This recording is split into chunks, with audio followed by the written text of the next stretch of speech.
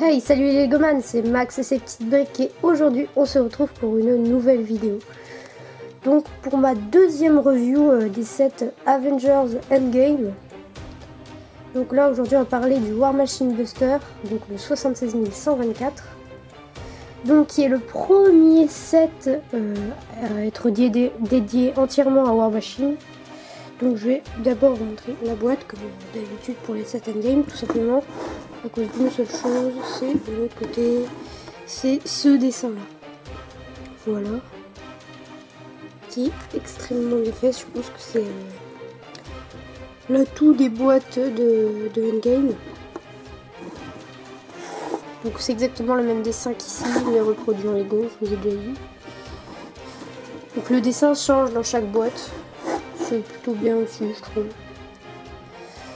Donc le War Machine Buster qui est une boîte de Avengers Endgame qui reprend à peu près le même modèle que le Hulk Buster que j'ai juste ici, je vais vous montrer. Donc moi j'ai celui d'Infinity War. Comme ça. Vous pouvez voir qu'il se ressemble assez.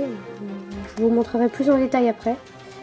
Donc je pense qu'on va d'abord commencer par les figurines. Alors, comme dans la boîte précédente, je les ai classées de la figurine que j'aimais le moins à la figurine que j'aimais le plus. Alors le moins, ce Outriders, tout simplement parce que je l'ai déjà en 6 fois, 6 fois. Donc fiche de plus en plus. C'est la même figurine que dans toutes les autres boîtes que je vous ai présentées. Ouais, pas de changement là-dessus. Ensuite, on a cette figurine. Donc c'est un autre Outriders, mais sur une nouvelle forme. Je suis très content d'avoir parce que j'en avais marre des mêmes Outriders. Donc il a une petite épaulette avec des griffes. Alors il y en a d'autres, mais je crois que c'est dans les sets The Lego Movie 2, je crois. Je suis pas sûre. Alors il a des griffes jaunes. Et la même pièce que celle de Wolverine. Je le trouve plutôt bien fait. Donc là, je vais pouvoir vous montrer le dos parce que c'est le même dos pour toutes les figurines, mais comme ils ont ça, je vous montrerai pas d'habitude. Voilà.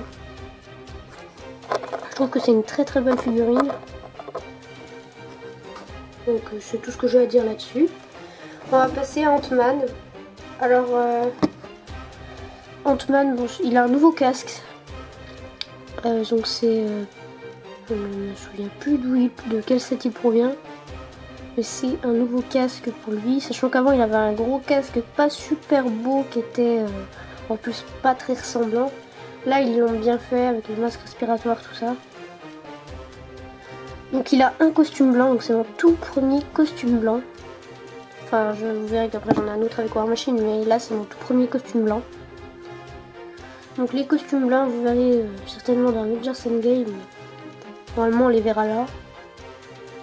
Après, je ne sais pas à quoi il sert, on verra peut-être. Donc quand on enlève le casque, on a une tête apeurée. Donc qui est exactement la même tête que dans les sets Ant-Man and the Wasp.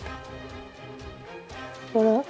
Donc, quand on retourne la tête, on a une autre tête, parce que c'est une double tête, forcément.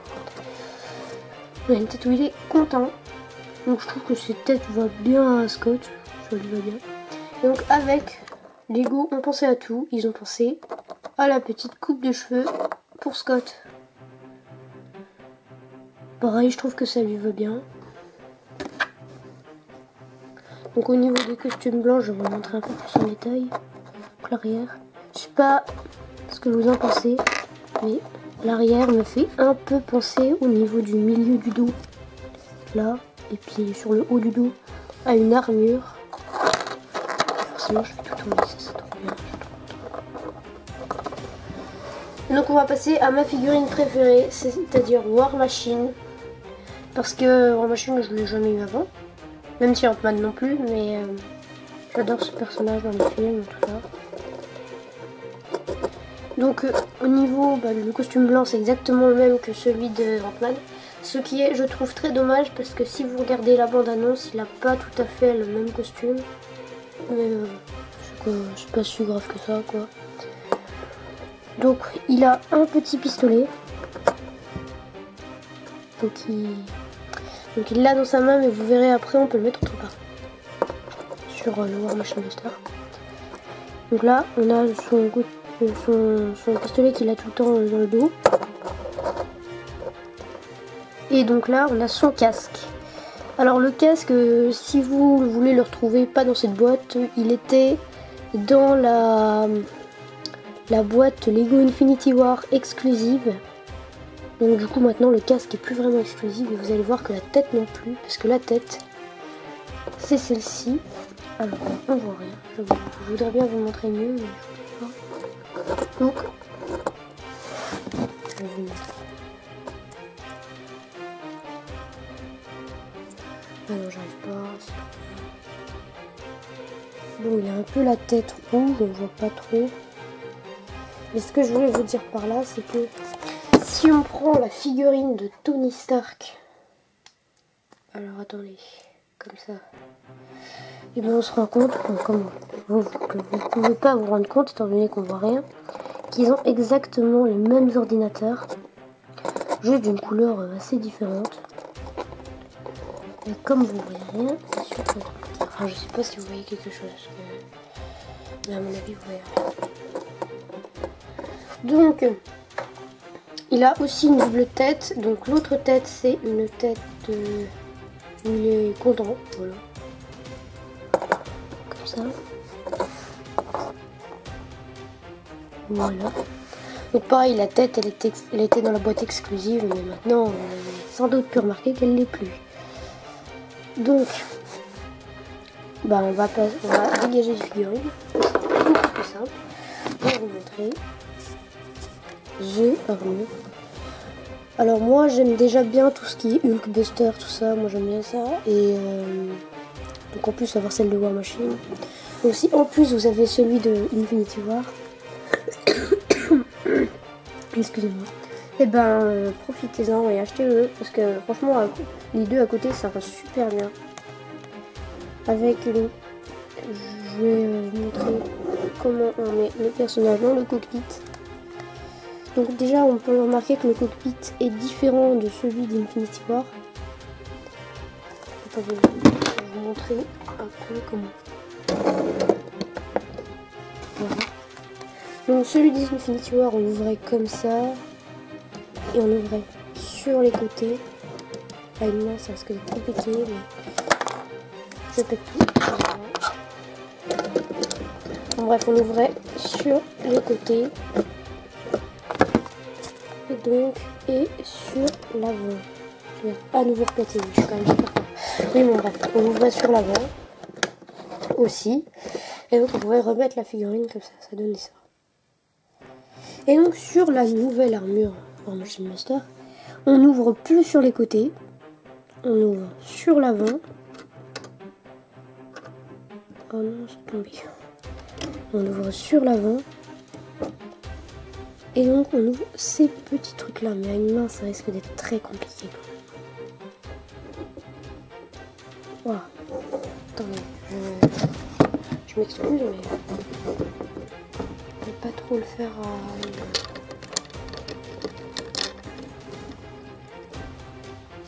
comme ça. Donc là on voit que c'est un peu plus différent que là, parce que ça là ça ne s'ouvre pas. Et donc on peut y placer une figurine à l'intérieur. On va juste redéplacer le War Machine Buster pour qu'on puisse voir mieux à la lumière. Voilà. Donc pour mettre War Machine, c'est très simple. Il faut lui couper la tête, lui enlever son petit sac à dos.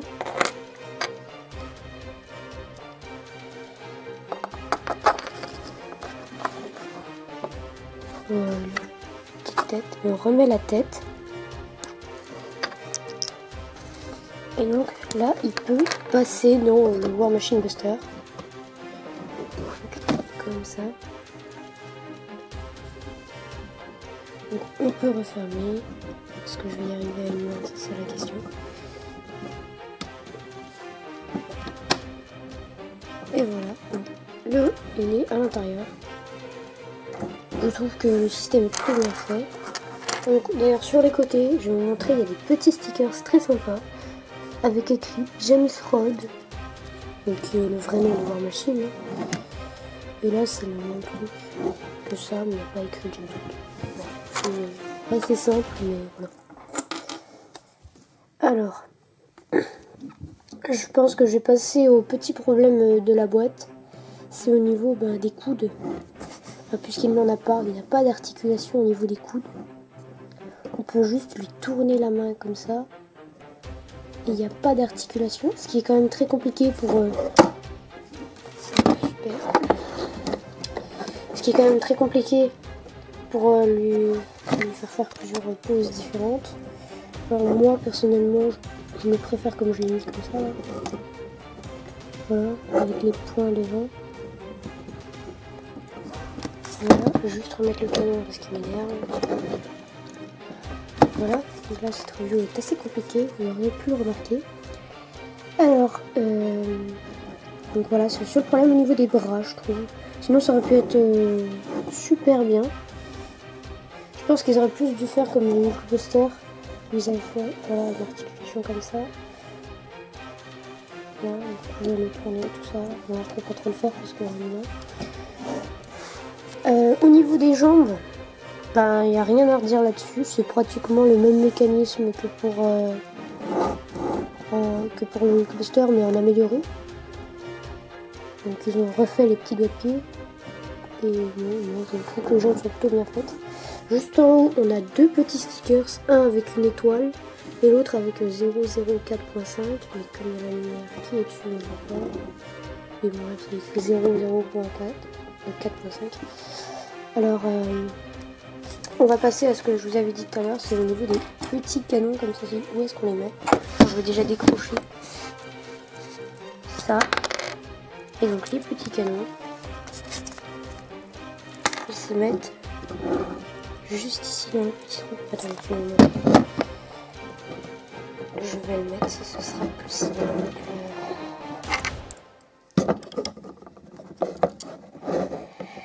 Et voilà. Donc là on a les petits canons qui puissent tirer. Donc c'est pour ça que je le mets dans cette position, comme ça on peut faire une mitraillette autour de lui, c'est plutôt pas mal.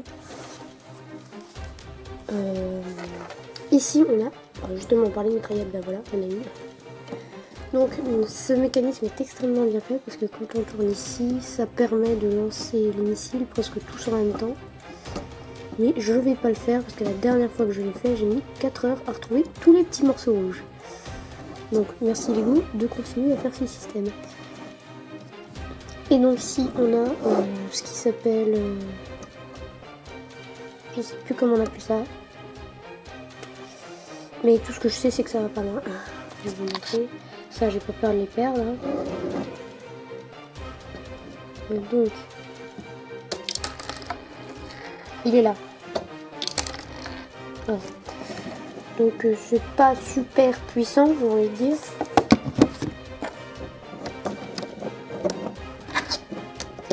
Donc voilà, à votre place, j'utiliserai plus comme élément de décoration le canon plutôt que... Voilà, à votre place, je ne tirerai pas avec quoi. Parce que ça sert un peu à rien. Donc au niveau du design, il est quand même super bien fait, je trouve. Le dos, ça va, je trouve. Ouais. Et donc au niveau du Hulkbuster, on a rien à faire.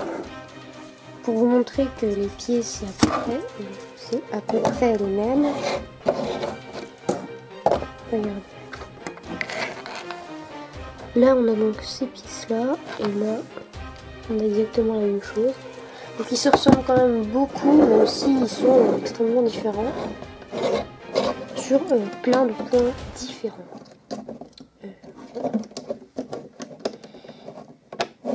Alors personnellement, moi maintenant, mon préféré c'est plus le War Machine Buster, étant donné que le Hulkbuster était plutôt simpliste, je trouve, alors que là il y a plein de canons partout, ça explose de partout, c'est quand même beaucoup mieux.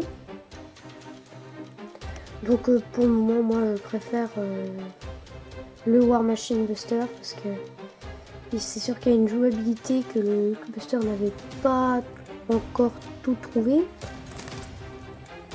Donc je vous ai peut-être pas montré un truc. Ça, je vais vous le montrer.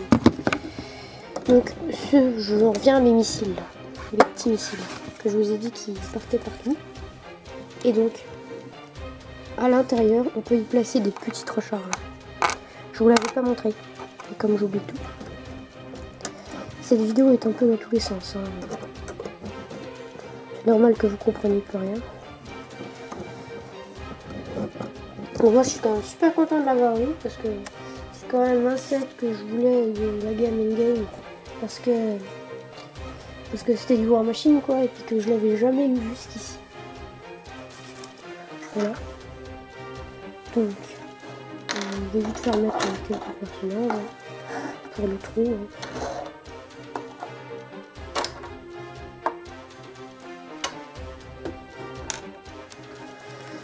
Donc ben voilà, c'est tout pour cette vidéo.